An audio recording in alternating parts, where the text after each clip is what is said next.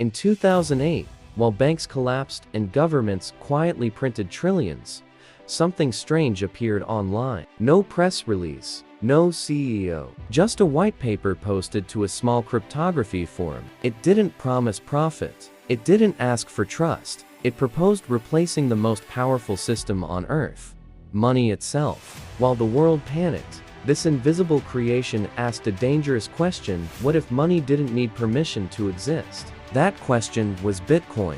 The global financial system was built on trust, and then it betrayed everyone. Banks gambled with deposits. Governments rescued institutions, not people. Savings disappeared overnight.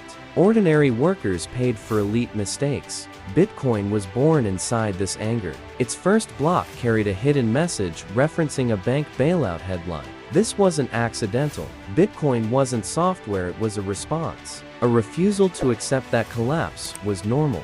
The name Satoshi Nakamoto appeared, delivered Bitcoin, and vanished. No identity, no country, no ego. Satoshi mined the first coins, fixed early flaws, answered questions, then disappeared forever. Those coins remain untouched. In a world obsessed with ownership, Satoshi chose absence. That single decision removed Bitcoin's biggest weakness: leadership. Without a ruler, Bitcoin couldn't be corrupted, arrested, or assassinated.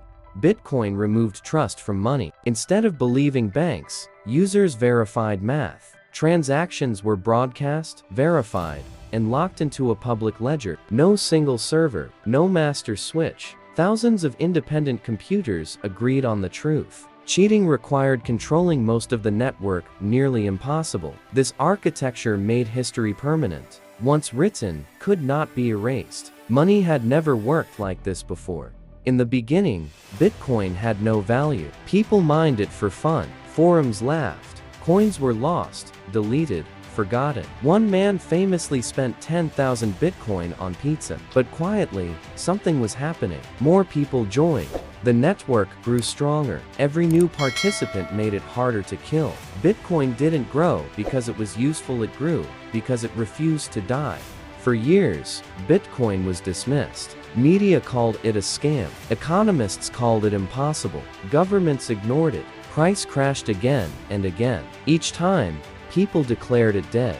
But after every crash, Bitcoin returned larger, louder, and harder to stop. Failure didn't weaken it. Failure trained it. Every attack became free advertising. Every collapse tested belief.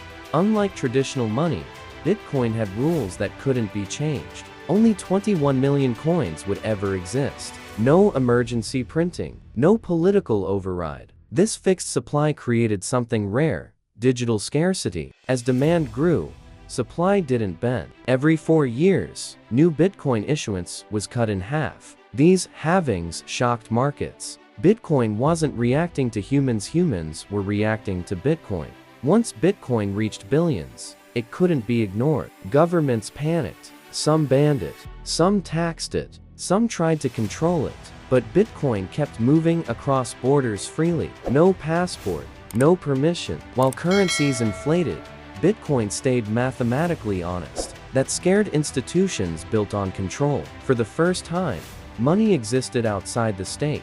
Bitcoin slowly changed purpose. People stopped using it just to buy things. They used it to protect value against inflation, against corruption, against seizure. Institutions noticed. Hedge funds entered. Corporations added it to balance sheets. What started as rebellion matured into strategy.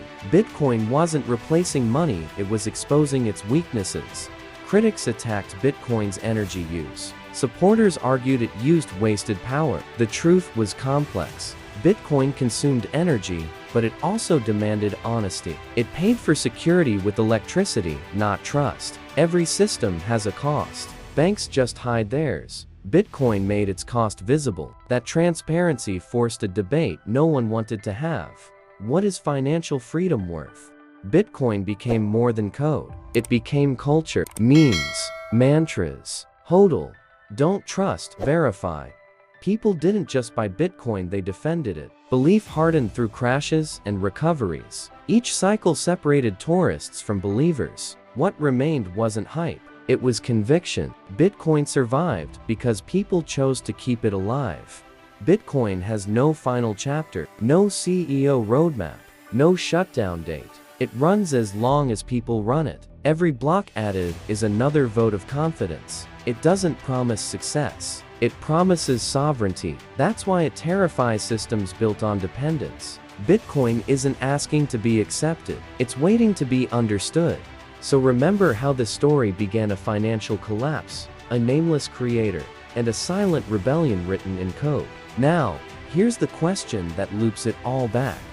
Was Bitcoin created to replace money, or to expose how broken money already was? If this story challenged you, like the video, subscribe to Coin Biographies, and comment below. Do you see Bitcoin as freedom or as a warning?